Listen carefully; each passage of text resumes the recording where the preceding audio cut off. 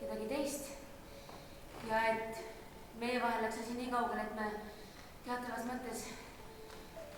mõttes kihlusime. Mis sa sellest räägid? See kõik ei puutu minusse ja ma arvan, et ma tean, kes see mees oli.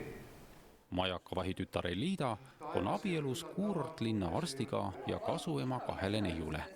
Ühel päeval tuleb merelt mees Elida minevikust ja kõik muutub. Lavastaja Andres Noormets ütleb, et näidendit naine merelt lavastades lähtus ta Ibseni tekstist, püüdes olla võimalikult originaalilähedane. Jah, see on eestikeelne versioon sellest, sest taani keelt ma ei mõista. Taani keeles Ibsen oma näitemängud kirjutas ja võib-olla kui mõista, siis ta täpselt niimoodi kirjutaski.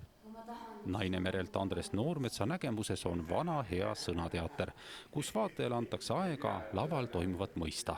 Mina ei oskaks küll seda kuidagi 130 aasta tagusesse aega jätta ja paigutada, et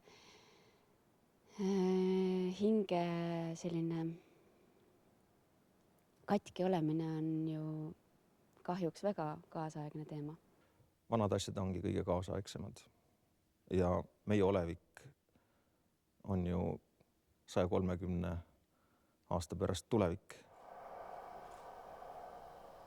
Aja ja sündmuste kulgedes jääb lavaruum aina väiksemaks, mis on märk sellest, et ka elu on pidevas muutumises, kuid lõpp sellel lool on ilus ja helge.